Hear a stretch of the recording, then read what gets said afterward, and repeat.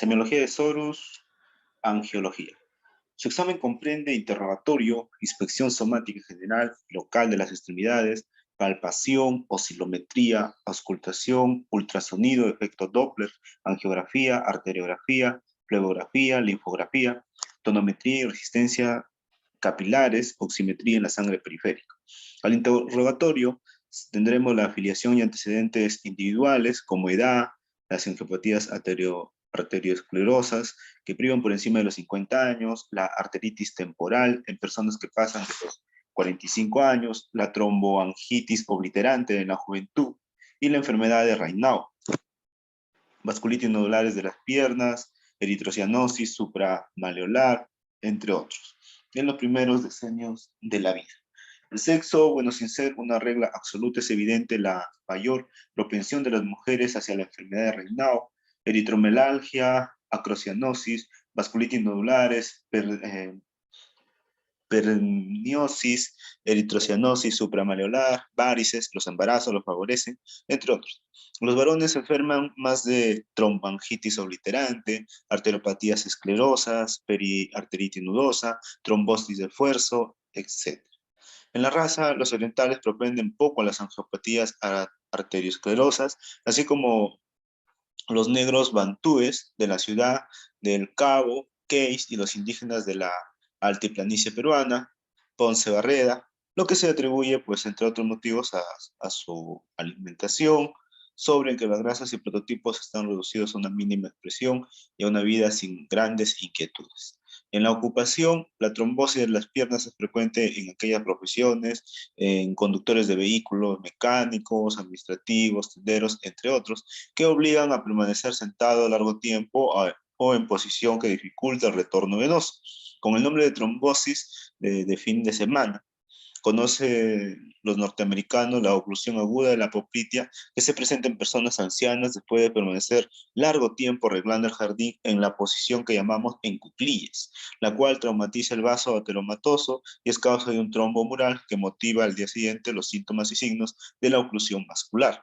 Los obreros que manejan perforadoras, neumáticas, aparatos de fijar suelas u otras máquinas que imprimen a los brazos un movimiento vibratorio, propenden a trastornos vasculares en las manos, sobre todo derecha, del tipo del síndrome de Raynaud, junto con atrofias musculares,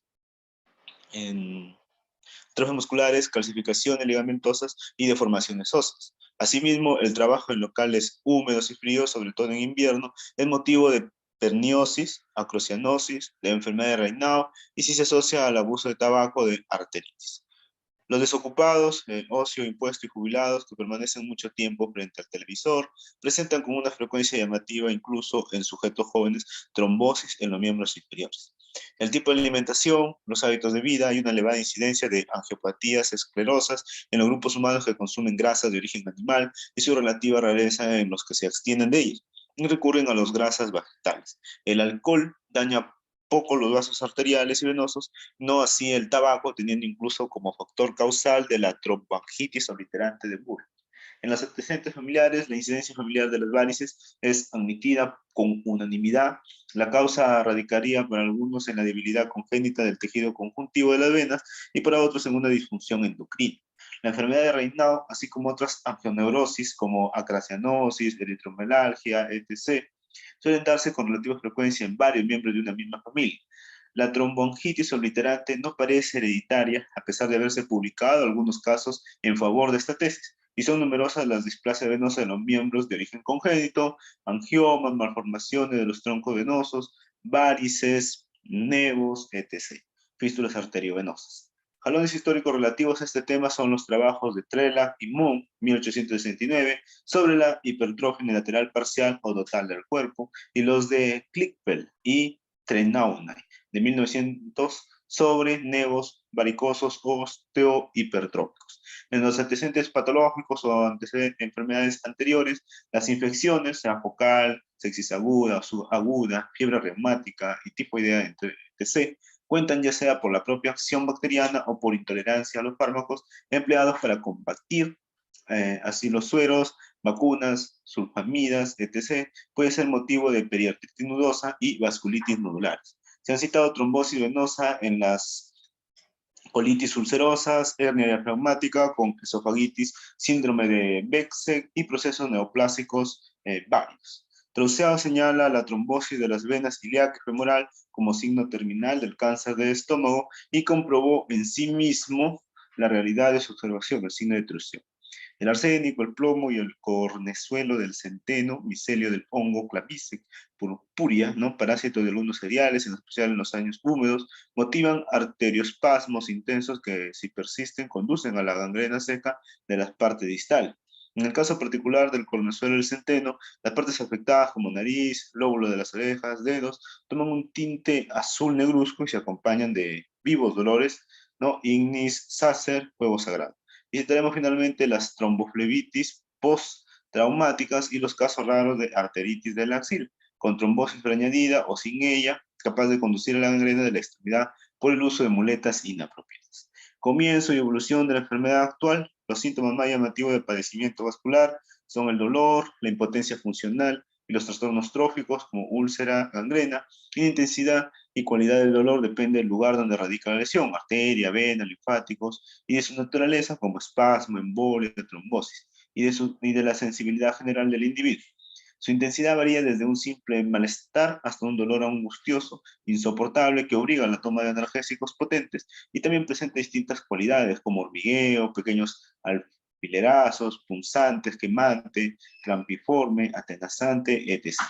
El dolor arterial en el síndrome isquémico agudo, embolia, trombosis, engrosamiento brusco de la propia pared, que estenosa la luz como en el aneurisma disecante, es intenso y brusco. Se acompaña de impotencia funcional, frialdad, palidez marmórea y parestesias. Falta latido de las arterias periféricas, aparecen placas violáceas y veteados, y en la fase final, trastornos tróficos y necrosis isquémica, menos patentes en las extremidades superiores por la mayor circulación colateral.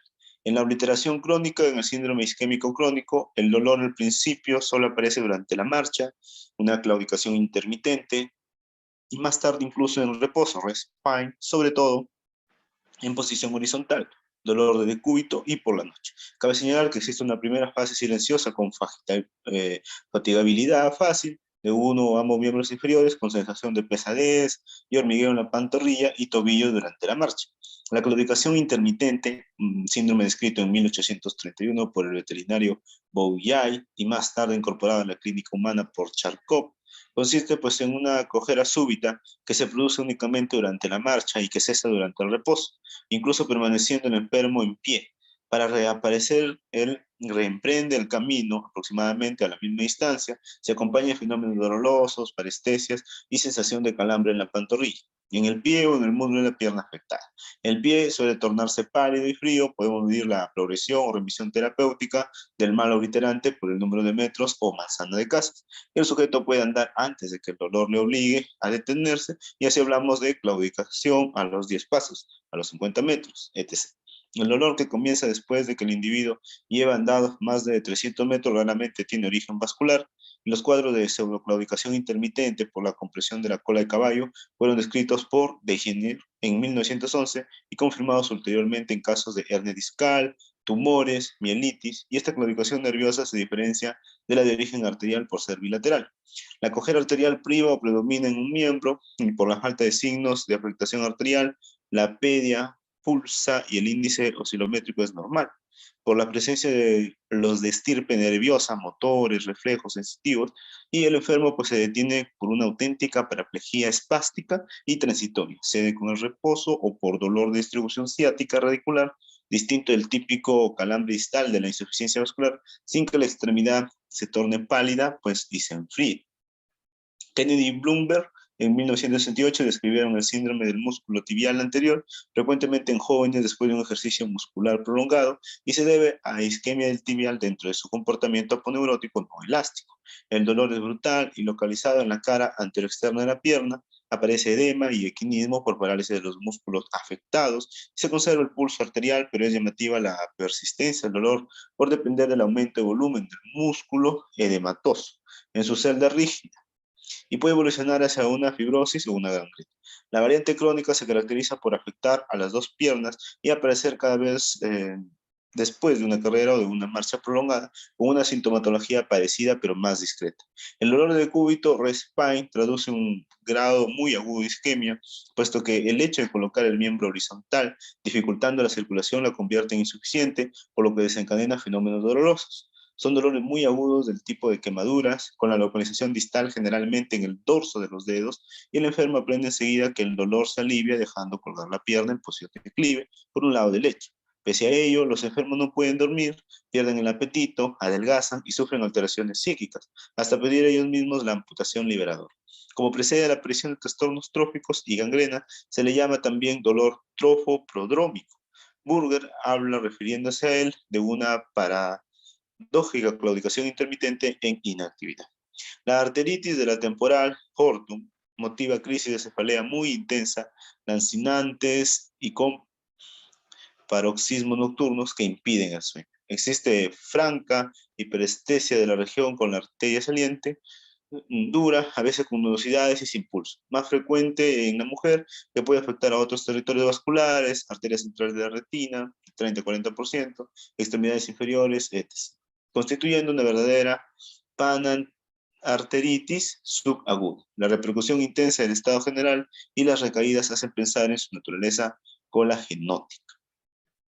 Bien, en la rotura espontánea de una arteria de mediano o de gran calibre, aparece un dolor brusco intenso, acompañado de una tumefacción difusa muy dolorosa a la presión, pulsátil, a veces se palpa un frémito y con un soplo intermitente sistólico, y en los síndromes hiperémicos por vasodilatación arterial normal y no inflamatoria como la eritromelalgia, Weir-Mitchell y la agromelalgia, Tinner, ese dolor se presenta bajo la forma de crisis que se despiertan o exacerban con el calor, el ejercicio o la posición de equilibrio, mientras que se atenúan o cesan con el frío, el reposo o manteniendo los miembros elevados.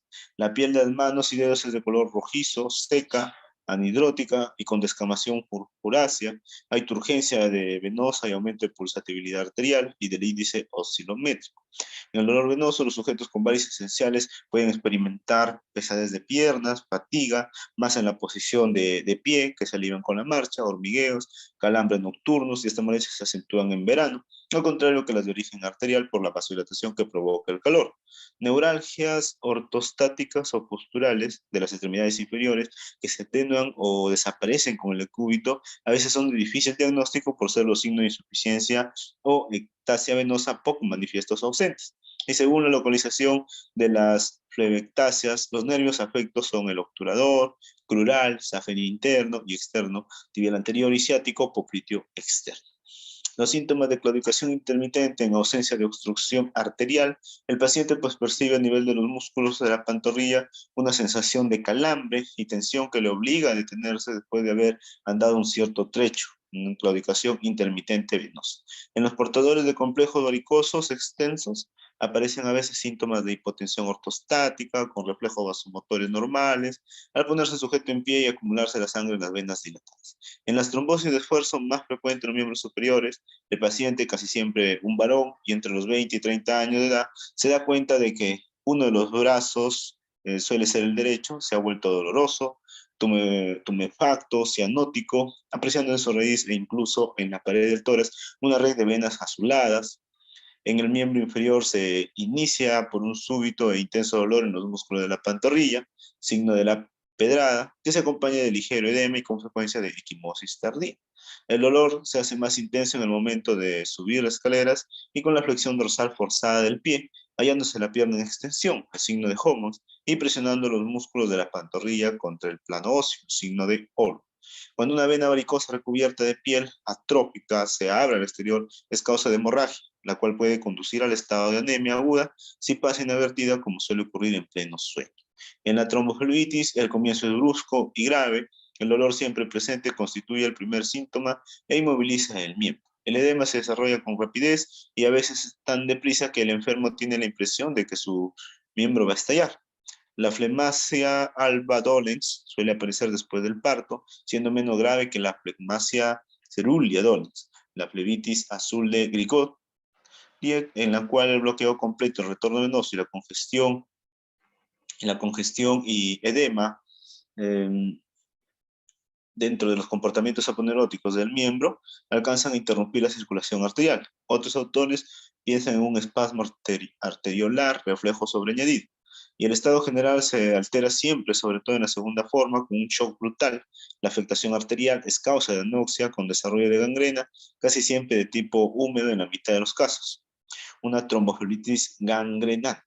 Bajo la denominación de tromboflebitis superficial recidivante, flebitis migrans, se conoce una forma de enfermedad venosa que se caracteriza por aparición de trombosis sucesivas en distintos sectores venosos, sobre todo en las ramas superficiales de la vena safena. Puede ser esencial, no se descubre su posible causa o sintomática de tromboangitis obliterante, su elevada frecuencia, un 30%, induce a pensar que constituye su primera expresión sintomática precediendo algunos años a las manifestaciones arteriales, neoplasias profundas, periarteritis nodosa, que se acompaña de localizaciones cerebrales, cardíacas y de otros órganos, hernia diafragmática, focos sépticos orofaringeos y broncopulmonares, bronquiectasias, hipercoagulabilidad de la sangre, esfuerzos y traumatismos, etc. Se han citado casos por gérmenes paratíficos, y Pearson ha descrito una inflamación no trombosante de las venas superficiales de los miembros con dolor gravativo, que obliga al reposo en cama y la atribuye a virus, ¿no? Flegodimia epidérmica.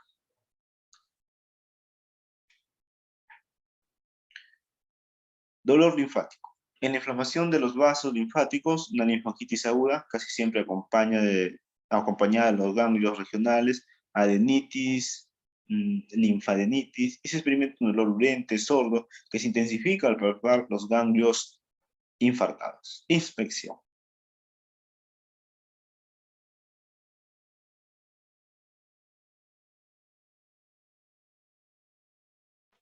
A la inspección somática general se realiza con el enfermo desnudo en una habitación templada. Ya nos hemos ocupado en lo referente a la actitud que guardan en la cama los enfermos con procesos arteriales isquemiantes de las extremidades inferiores para aliviar sus molestias. El aspecto peculiar de la cara en la arteritis de Takayasu se incluye el origen de los troncos supraórticos, síndrome de Morthaler-Fabry, la cianosis cervicofacial con edema en esclavina y circulación colateral en la oclusión de la vena cava superior. La desproporción de desarrollo entre los miembros superiores y los inferiores en la coartación aórtica del adulto y la atrofia global de las extremidades inferiores, sin excesivo desarrollo de las superiores en la obliteración crónica de la bifurcación aórtica, el síndrome de Liche en la cortación aórtica tipo infantil, contrasta en ocasiones el color normal de la mitad superior del cuerpo con la leve cianosis de las extremidades inferiores, con una línea de marcación que se establece a nivel del borde superior de la pelvis. Y bien, también tenemos líbedo reticularis, que con ese nombre se describe una afectación crónica cutánea caracterizada por la aparición de un veteado amoratado permanente que dibuja una red de mallas más o menos amplias, en cuyo interior la piel tiene el color normal y se presenta por lo general en las piernas y en los brazos. Cuando su existencia es transitoria y desencadenada por el frío, esta afectación recibe el nombre de cutis marmorata. El líbedo reticularis puede ser idiopática y puede ser sintomática, la periarteritis nodosa, tromboangitis, hipertensión general, etc.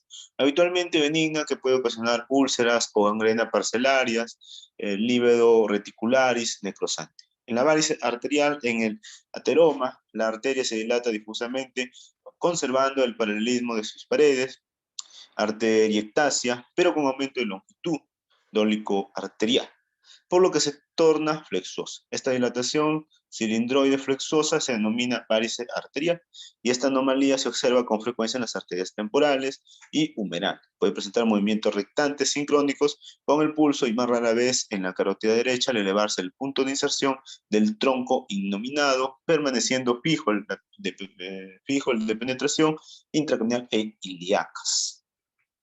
En los tumores glómicos o glomangiomas se desarrollan sobre las anastomosis arteriovenosas de la piel de las extremidades, principalmente dedos. El paciente experimenta vivo dolor en un punto circuito de la piel, con mayor frecuencia en un dedo de la mano o debajo de la uña.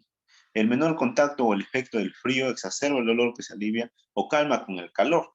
Al principio el examen de la zona dolorosa es negativo y más adelante se observa en ella una mancha azulada o un pequeño tumor que presenta esta coloración. En las varices son dilatación de venosas, blandas, color azulado, se reducen con la presión o elevación de la extremidad y se distinguen cuatro tipos morfológicos, ¿no? Serpentinas en ovillo, que son las más frecuentes, se sitúan casi siempre en la pierna, cilíndricas, que dibujan el trayecto de la safena interna, saculares o aneurismas venosos, que en forma de dilataciones como lago, que son frecuentes en la desembocadura de la safena interna y se pueden confundir con la hernia pleural. Otras veces aparecen dilataciones saculares en rosario, siguiendo el trayecto de la vena y en realidad constituyen el equivalente venoso de los aneurismas arterial geníticos. Variculares en forma de estrella, estrellas venosas de Pink, penacho o lineales de color rojo vivo o azuladas. Subdérmicas que se localizan en la cara externa y posterior del muslo, en el hueso popliteo y pierna. Son frecuentes en mujeres de origen congénito familiar o también en adultos con varices de la safena interna, externa u obstrucción de la vena cava. El término telangiectasia indica pues dilataciones adquiridas de los capilares y vénulas de la dermis. Atendiendo su causa, las varices pueden ser idiopáticas o esenciales, postflevíticas por comunicación arteriovenosa y postoperatoria. Y en las oclusiones arteriales también cabe apreciar ectasias venosas por venoparálisis anóxica. El mangioma cavernoso o cavenoma es un tumor benigno constituido por capilares que han perdido su independencia y comunican libremente entre sí. Aparecen como tumores redondeados, lobulados, blandos e indolentes y recubiertos de una piel alterada y que presentan un color rojo vivo o azulado. Suelen coincidir con varices y en el síndrome de Savage-Merrick, de origen congénito, con trombo o fibrinotrombopenia y diatesis hemorrágica. Linfangitis aguda se acompaña de la inflamación de los ganglios regionales, linfadenitis, y puede adoptar tres aspectos, ¿no? Reticular superficial, con formación de placas rojas, conflictenas o sin ellas, dolorosas al tacto, troncular superficial, con rubicundez lineal, troncular profunda, con una fiebre alta y dolor a la presión a lo largo de los trayectos vasculares, pues los troncos linfáticos inflamados discurren por el tejido celular que rodean los grandes vasos. Compresión o obstrucción de vasos linfáticos les comprende las siguientes afecciones: linfangitis de repetición, elefantiasis, adenitis crónicas o ericepelatosas, malformaciones congénitas, trombosis venosas antiguas, que motiva un volumen excesivo, a veces monstruoso, de la extremidad. El caso más frecuente es el de la elefantiasis. El adulto comienza en la pubertad y tiene evolución progresiva. La deformación es permanente, dura, no deformable, distendiendo el tejido celular de todo el miembro. También figuran entre las causas de estas grandes piernas las varices, la infiltración celulítica, eritrocianosis supramaleolar de los jóvenes, fallo venoso e ístico de origen neurohormonal o adiposa, que integra a veces el síndrome trofostático de la menopausia. En las mujeres sometidas a mastectomía es frecuente un notable edema de brazo y hombro. Al extirparse los ganglios axilares, las únicas vías de derivación linfática pasan a ellos por el hombro. Los tirantes del sostén obstaculizan estas vías linfáticas y determinan o acentúan el linfedema del miembro, síndrome del sostén. La irrigación deficiente por exceso o defecto de los miembros es motivo de cambio de volumen y de trastornos tróficos. En el síndrome de Klippert-Trenaunay, la mayor afluencia de sangre por las fístulas arteriovenosas congénitas motiva pues la presencia de nevos, una sola mancha o placa o varias de ellas, varices y el alargamiento del miembro que puede corresponder al fémur o a la tibia. A veces muy engrosado, este alargamiento que causa unas escoliosis más o menos manifiestas, permite diferenciar entre este síndrome del linfedema congénito cuando el riesgo sanguíneo es escaso, se observa la atrofia más o menos discreta del miembro, a veces difícil de estimar por falta de punto de comparación, se debe lateral como el síndrome de obliteración de la bifurcación aórtica, Leriche. En esta disminución de volumen del miembro afectado, cuenta tanto el exiguo aporte sanguíneo como la limitación de su movilidad, atrofia por inactividad.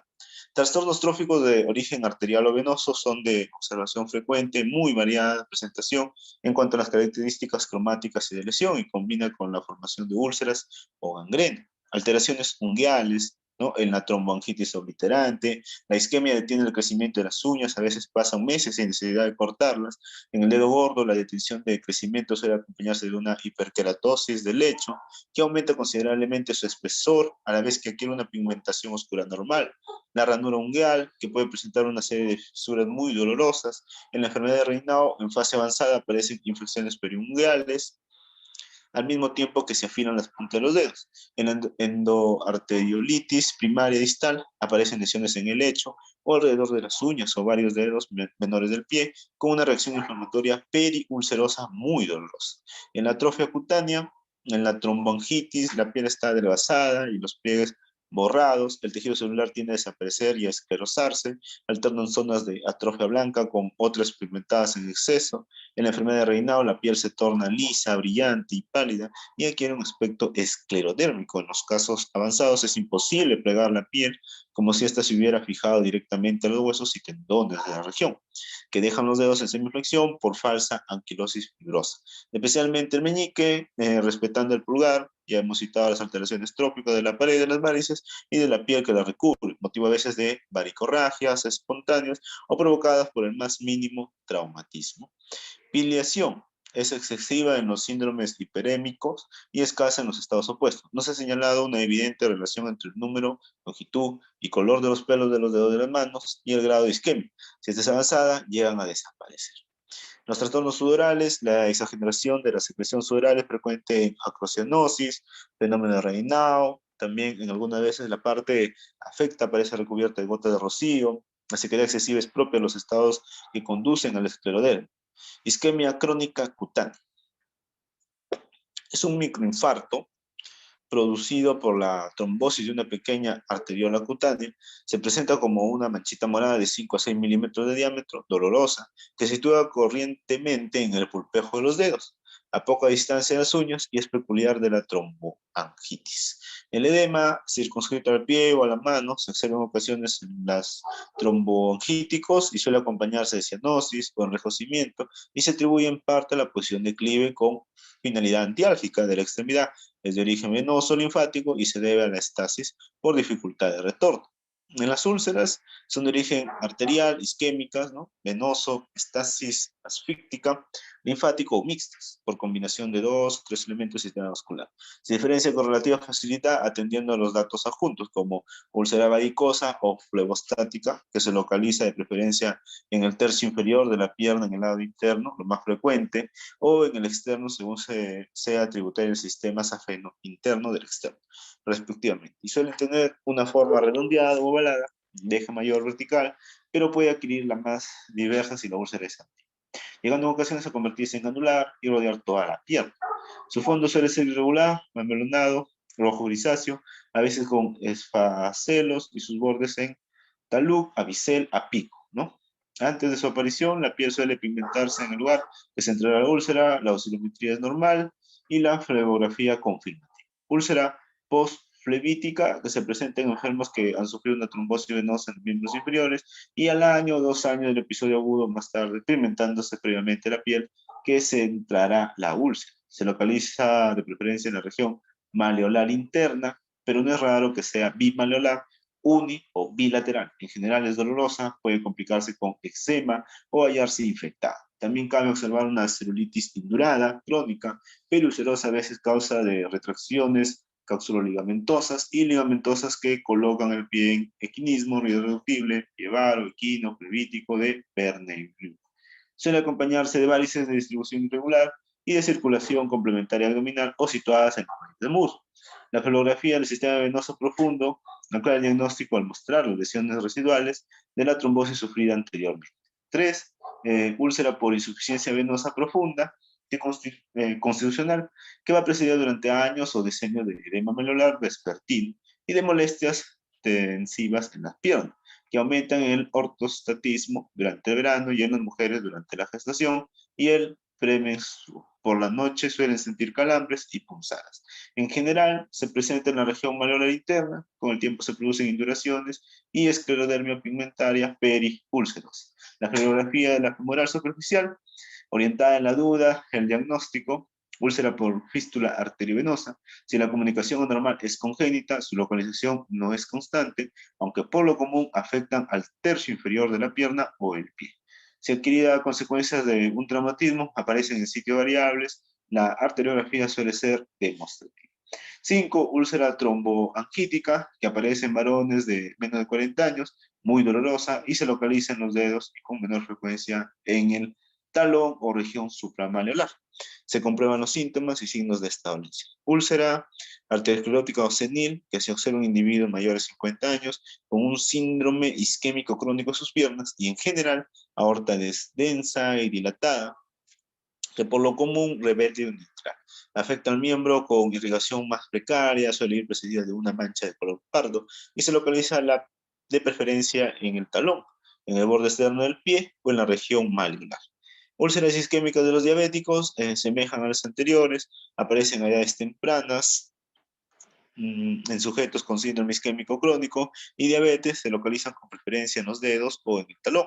Duelen, son frecuentes en las alteraciones osteoarticulares, ¿no? Tenosinovitis, supuradas o celulitis, úlcera por endoarteriolitis primaria distal, que se trata de sujetos jóvenes, casi siempre varones con antecedentes luéticos, puede afectar a las extremidades superiores, la circulación troncular y la oscilometría son normales, se localizan en las uñas de uno o varios dedos menores del pie, con reacción inflamatoria periulcerosa, donde provocan un vivo y característico dolor de quemazón.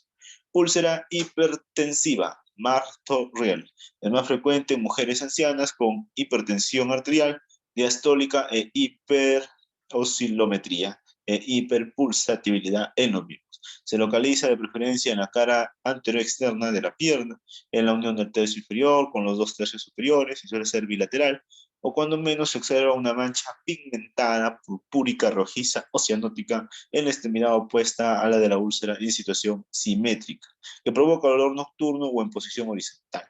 Cuando la úlcera se cicatriza, deja una mancha residual, bronceada o acrómica con pigmentación pericicatrizal. La úlcera postembólica es rara, que se encuentra casi siempre en la zona media anteroexterna de la pierna, zona que parece ser más vulnerable que otras a la isquemia. Más que una úlcera, es la resultante de una necrosis cutánea de hipetelización dificultada. Se observa ausencia de pulso y oscilaciones en la extremidad afecta.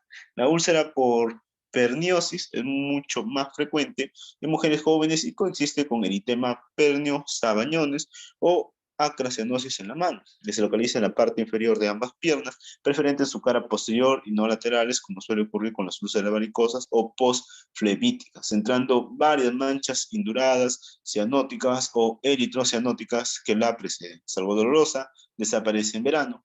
Úlcera del eritema indurado de Basing, vasculitis nodular tuberculosa, más numerosa y pequeña que la producida por perniosis. Se localiza de modo semejante, pero puede alcanzar el muslo bilateral y se sitúa en el centro de nódulos indurados rojizos. Al cicatrizar, pues deja placas acrómicas y se observa casi siempre en mujeres jóvenes con frecuente tuberculosis ganglionar o visceral y la reacción de Mantoux con PPD francamente positiva.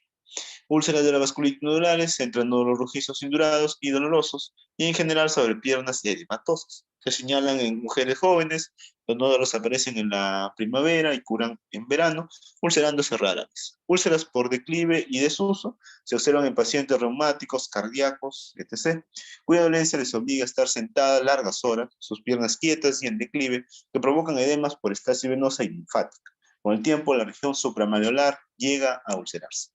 Úlceras por decúbito se localizan por lo general en los talones, regiones isquiáticas y sacroiliacas, son más frecuentes en los sujetos debilitados y seniles. En los parapléjicos aparecen con gran rapidez del cúbito agudo y su causa es la presión constante sobre las prominencias óseas que provoca una isquemia cutánea. La presión ejercida sobre las tuberosidades isquiáticas en la posición sentada excede de 300 milímetros de mercurio, mientras que la presión capilar oscila de 16 a 33 milímetros de mercurio. La gangrena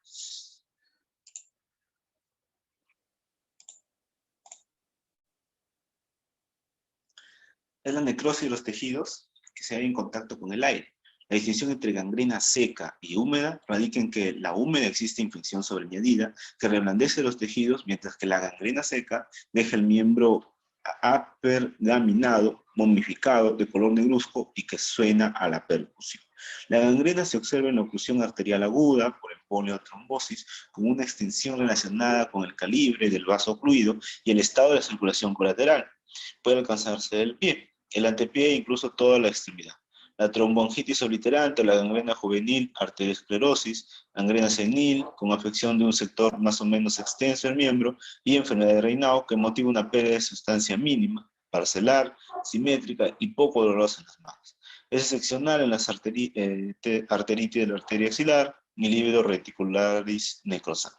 La lesión de los vasos venosos rara vez origina gangrena, salvo en el caso de trombosis masiva, la forma gangrenante isquémica de la tromboflebitis.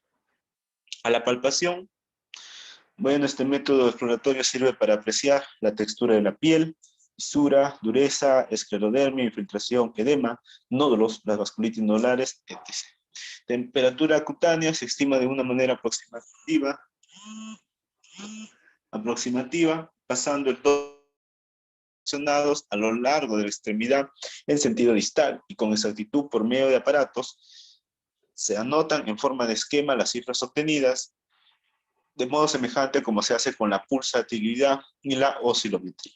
La temperatura cutánea depende de la que se tenga la sangre y del volumen de esta que circula por el sector examinado, de la temperatura de la habitación y de los factores físicos y fisiológicos causantes de pérdidas calóricas, tales como diaforesis, humedad, etc. Si todos estos factores permanecen constantes y la temperatura de la sangre no varía, la temperatura del área examinada depende del volumen de sangre circulante por unidad de tiempo. Al permanecer el sujeto un tiempo prudente, no inferior a 10 minutos, con los miembros desnudos a la temperatura ordinaria, o sea, a 22 grados centígrados, más o menos 1,8 grados centígrados, se toman con el par termoeléctrico los datos en puntos fijos simétricos. En el punto medio del arco oclural, en el tercio medio del muslo en la cara anterior, en la cara anterior de la rodilla, en el tercio medio de la pierna, sobre la cara interna de la tibia, en el dorso del tobillo, en el dorso del dedo grueso. La diferencia normal del punto 1 al 6 suele ser de 2 a 3 grados centígrados, diferencia de más o menos 2 grados centígrados entre puntos simétricos de ambos miembros ya son significativos. La hipertermia regional se observa en las fístulas arteriovenosas, en los procesos arteriales con mayor flujo de sangre, eritromelalgia, en las varices esenciales voluminosas y en la tromboflebitis edema caliente, por el aumento de volumen sanguíneo de las venas superficiales, en hipertensión arterial esencial, la temperatura cutánea está aumentada a lo largo de todo el brazo, siendo más significativamente la diferencia pues, con sujetos testigos de homotensia de la misma edad y sexo a nivel de los dedos. La temperatura local disminuye en los procesos venosos ectasiantes, acrocianosis y obstructivos arteriales. En la oclusión de la arteria poplitea, la abundante circulación colateral superficial motiva el aumento local de temperatura a nivel de la rodilla, en contraste con el pie frío, que es el signo de rodilla caliente y pie frío o de Gailis. Y 3, estado físico de los troncos arteriales y venosos, que se aprecia con cierta facilidad por tacto digital. En lo que atañe a los troncos arteriales, basta palparlos sobre los planos resistentes, en que descansan no solo tanteando con alguna presión la resistencia que ofrecen, sino haciéndola deslizar transversalmente bajo el espejo de los dedos. Y las arterias sanas pues dan la sensación de un tubo de goma lleno y con una dureza elástica que no impide su aplastamiento por la compresión moderada. En condiciones anormales pueden ser flexivas y blandas, como carne, decía Galeno, en los sujetos jóvenes, asténicos e hipotónicos. Duras como un alambre en la hipertonía con mínima alta y diferencial reducida, con nódulos en la periarteritis nudosa de Kussmaul y Mayer. Aparecen en el 10 al 15% de los casos, disposición irregular, pero a veces siguen el trayecto de un vaso tamaño entre un grano de mijo o una avellana. A veces se rodea de una zona olorosa, siendo sensibles a la presión. Evolucionan a brotes desvaneciéndose en semanas o días, duras, rígidas y en ocasiones tortuosas en las arteriosclerosis. Deben tener en cuenta que no existe paralelismo entre el engrosamiento de la túnica media e íntima y la degeneración adiposa y hasta calcárea y la sensación que produce la arteria al tacto, arterias que en vida parecían completamente normales, pues han demostrado al examen microscópico una patente alteración de sus paredes, dolorosas, hinchadas, rubicundas e hipersensibles en la arteritis temporal, uni o bilateral de Horton, en el aneurisma verdadero por insuficiencia de la túnica media y secante, rotura de la capa interna y extravasación sanguínea en el espesor de la túnica media.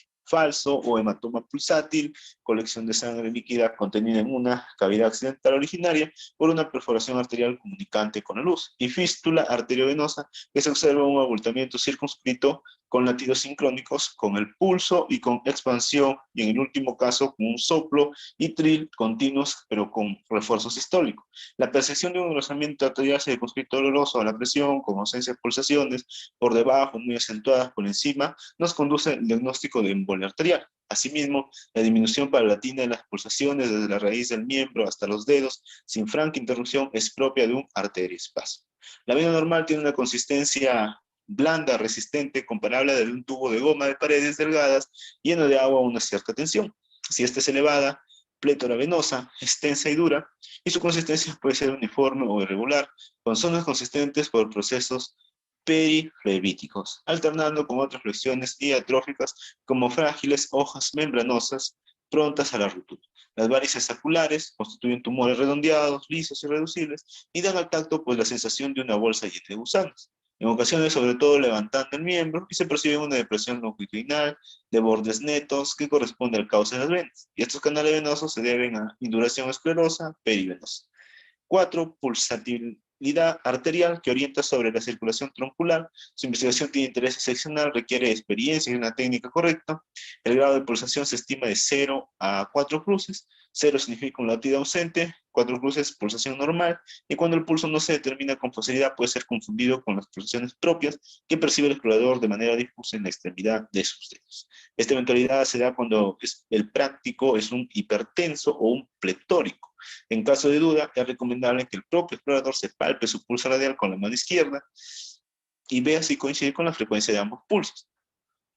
Es muy raro que ambos médicos enfermos tengan aquel momento pues idéntico ritmo. El aumento de la velocidad de la sangre motiva la caída tensional en los vasos parcialmente ocluidos, y la estrechez de un 60% de una arteria ilíaca puede no provocar una disminución de flujo sanguíneo en un miembro en reposo, pero sí reducirlo significativamente con el ejercicio físico. Esta observación explica la desaparición del pulso pedido al esfuerzo en la obstrucción ilíaca o femoral, mientras que es palpable en reposo. En la arteria femoral se percibe mejor el latido con el enfermo acostado, el examinador sentado, a su lado mirando su cabeza. Los pulpejos del 2, 3 y 4 dedos se dispone según una línea transversa al eje del miembro, inmediatamente por debajo del arco cural. En personas delgadas las pulsaciones pueden ser percibidas a nivel del canal de Hunter. En la arteria poplitea su palpación es difícil en las personas obesas y existen varios métodos, ¿no? El enfermo relajado y en decúbito prono, para la poplitea izquierda, levanta la pierna con la mano derecha debajo del tobillo, o con lo que se consigue relajar los músculos sóleos y la aponeurosis, mientras busca las pulsaciones del vaso con los pulpejos de la mano izquierda. Ejerciendo pues una presión progresiva para alcanzar la poplitea del lado derecho, se procede de la misma manera. En un enfermo reclinado o en decúbito supino con la rodilla flexionada, el explorador abraza la articulación con las dos manos, de manera pues que ambos pulgares se junten encima de la rótula y los restantes dedos coincidan en la línea media del hueco popliteo. El paciente de cúbito prono cruza las piernas extendidas una sobre otra, con lo que se relajan los tejidos y la aponeurosis poplitea para obtener la presión suficiente. Los dedos de una mano presionan con firmeza sobre los dedos de la otra, que palpan, con lo que se puede evitar que la sensibilidad percibida disminuya. En la arteria pedia, en la arteria pedia o dorsal del pie, la mano derecha del médico sentado coge el talón del pie del paciente también sentado. El pulgar de la mano izquierda se sitúa en la superficie plantar del pie, mientras que los demás dedos buscan la arteria en el dorso por fuera del extensor largo del gordo. Es útil para palpar la pedia con el pie de flexión dorsal, la posición clásica, flexión plantar, que comprime la arteria a nivel del ligamento de la cara anterior del tobillo, disminuyendo o anulando su pulsación en un 20 a 30% de los casos. En la arteria tibial posterior o retromareolar interna, el médico y el enfermo sentados, el talón derecho es sostenido por la mano derecha del explorador, mientras que la izquierda se coloca delante del tobillo, con el pulgar en un lado y los restantes dedos en forma de gancho detrás del maleolo interno. Por el lado izquierdo se procede pues de manera inversa, y esta arteria es difícil de alcanzar en los obesos o con edema mareolar. La arteria radial o arteria del pulso, el médico y el sujeto que examinan estrechan su mano derecha, los dedos de la mano izquierda del primero se arrollan a la muñeca y presionan la radial con el segundo, tercero y cuarto dedo. Cuando se examina la arteria radial izquierda, el método es similar, se emplean los de la mano derecha en vez de los del lado izquierdo para percibir el latido arterial en la parte externa de la muñeca. La arteria cubital se estrecha en las manos derecha o izquierda del médico y enfermo según el lado que se explora. La otra mano curva los dedos para alcanzar el vaso en la parte interna de la muñeca. Arteria braquial o humeral, la posición relativa de la mano derecha del médico y enfermo es la misma que para palpar la arteria cubital. El pulgar de la mano izquierda del primero se sitúa cerca del extremo inferior del músculo deltoides y la mano abarca por detrás del brazo y sus dedos flexionados alcanzan la arteria debajo del borde interno del bíceps o de su tendón o en su contacto íntimo. La mano derecha se usa ordinariamente para elevar y separar un poco el antebrazo del cuerpo y cuando se palpa la arteria del lado izquierdo, la mano derecha del explorador es utilizada para el examen y la izquierda para sostener el antebrazo del paciente. En la arteria temporal, delante del trago, región temporal y frontal, la arteria occipital sobre las protuberancias occipitales ejerciendo una presión moderada con los dedos y se percibe bien en personas normales. En la arteria carótida, el médico se sitúa de pie al lado del vaso que se explora, los dedos de su mano izquierda para la carótida derecha. Se colocan sobre la región cervical media, mientras que el pulgar comprime la arteria contra el cuerpo de las vértebras cervicales. Si es la carótida izquierda la examinada, se palpa con la mano derecha. La palpación debe hacerse con suavidad por la existencia del seno carotidio, posible causa en individuos hipersensibles de accidentes más o menos graves, como bradicardia, arritmia, síncope, y en algún caso mortal, trombosis de la carótida interna. Aunque la lesión se limite a un miembro de la pulsatilidad arterial, será en todas las arterias mencionadas, recogiendo por los resultados en un gráfico que orienta con rapidez sobre el estado de la circulación troncular global. La presencia de un estrechamiento o trill, a veces acompañado de un soplo sistólico, se observa en la oclusión incompleta de los troncos arteriales y desaparece si esta se transforma en completa en la comunicación arteriovenosa relacionada en las cavidades con tensiones diferentes y hematomas pulsátiles. La oscilometría es un método muy útil que sirve para poner de manifiesto la actividad arterial en los casos en que éste es inaccesible a la exploración manual por el grosor y tensión de las masas musculares para objetivar en cifra los datos de pulsatilidad obtenidos mediante la palpación de las arterias. La oscilometría, como la palpación arterial, solo se aplica a los grandes troncos vasculares, una circulación troncular, y no informa sobre la irrigación arteriocapilar. Lo más importante para el trofismo de los tejidos, no permitiendo asimismo que una valoración burda del déficit circulatorio, una irrigación arterial eficiente efectuada por los vasos colaterales, es comparable con un índice oscilométrico nulo. El manguito se coloca de manera sucesiva en el brazo por encima de la flexura del codo.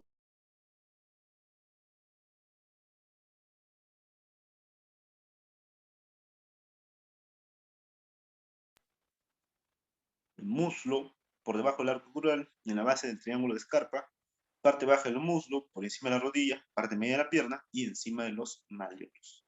No se puede hablar de índices oscilométricos normales, sino que existe un amplio margen de variación de unas personas a otras, de un aparato a otro. El valor de la oscilometría es principalmente comparativo entre porciones simétricas del cuerpo, pues a lo largo de un miembro. Como en efecto la amplitud es mayor en las arterias gruesas, tiene un valor de orientación, las cifras normales señaladas por Samuels, que se citan en la tabla 3 a 7.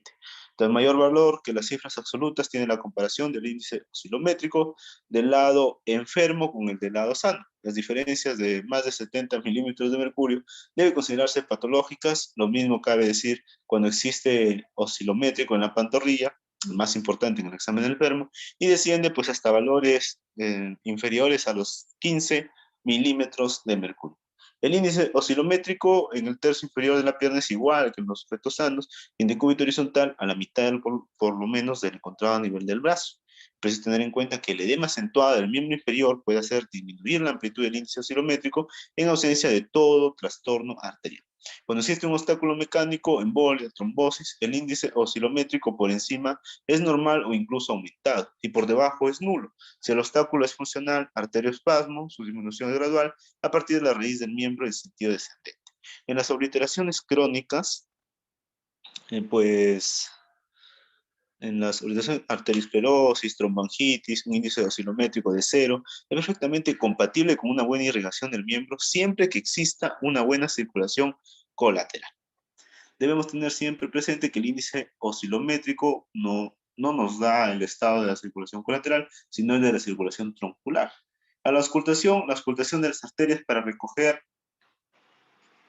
los ruidos o soplos que pueden formar dentro de ellas es muy útil, pues conduce de manera incruenta al diagnóstico precoz de lesiones obstructivas.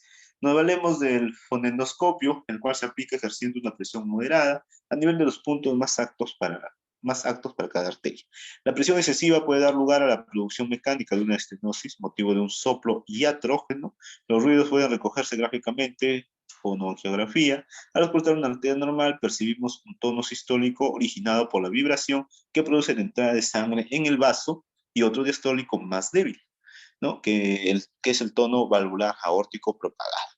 La aparición de un soplo afirma una lesión estenosante, pero no todas las estenosis incompletas producen soplos. A veces este soplo se percibe tras ejercicios físicos o después de inhalar nitrito de amino. La propagación del soplo se hace principalmente en sentido distal y se puede oír en la arteria poplitea soplos generados ilíacas. El soplo es intermitente y sistólico.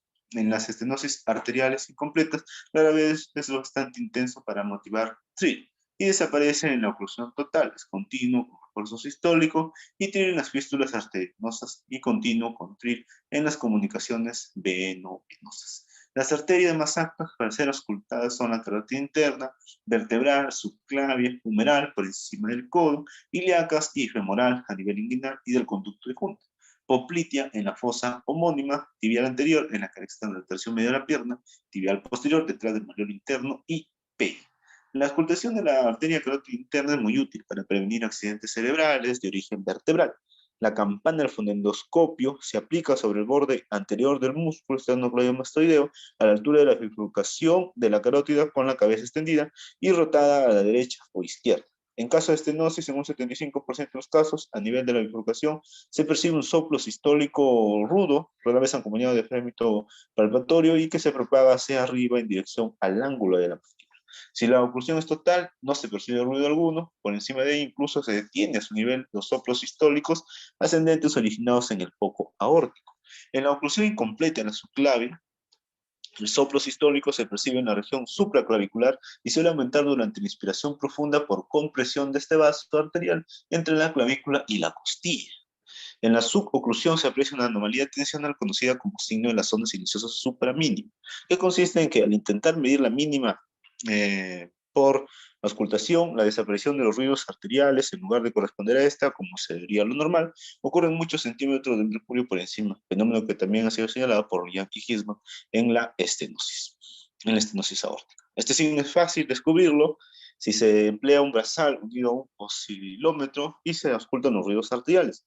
En la humeral, bueno, se puede encontrar, por ejemplo, presión sistólica por auscultación 15, ¿no? Desaparición de ruidos, 11, mínima oscilometría, ¿no? Estos datos se confirman procediendo igual en el otro brazo, donde encontraremos sistólica máxima, diastólica mínima. La estenosis incompleta de las ilíacas y femoral motiva un soplo sistólico con o sin tril. Y en casi todos los casos de dilatación arterial circunscrita aneurisma o de colección sanguínea, comunicante con la luz de una arteria hematoma pulsátil, se produce un soplo intermitente, isócrono con la sistole cardíaca y la auscultación del bulbo de la vena yugular sobre la clavícula derecha entre las dos porciones del músculo esternocleidomastoideo. Permite percibir en los individuos con eretismo vascular o anémicos un soplo suave, ruido de peonza de diablo, que a veces se alcanza con intensidad menor sobre la yugular externa, ruido de mosca. Con el nombre femoral, Venus describe Tashima un rumor continuo, como de máquinas con acentuación diastólica a nivel de la vena femoral, y desaparece comprimiendo ligeramente la porción distal de la vena. El soplo venoso por reflujo es un signo diagnóstico que permite precisar la existencia de una insuficiencia de la vena safena.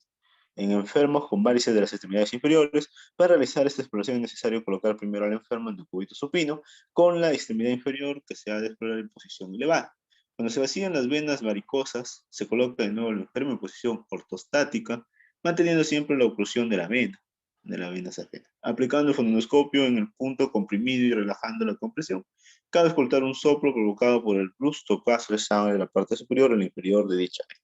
Dicho soplo puede tener diversas características morfológicas y de frecuencia, según sea la diferencia de presión entre los segmentos, pues, situados por encima y por debajo de la estenosis. La capacidad del comportamiento venoso inferior, el estado de la pared vascular y de los tejidos perivasculares, Un soplo venoso fuerte, incluso con tril, puede percibirse en la región periumbilical en el síndrome de Creutzfeldt-Jakob, en el punto que comunica el sistema venoso visceral con el tegumentario y que sirve de derivación supletoria de la circulación portal intersectal. Primera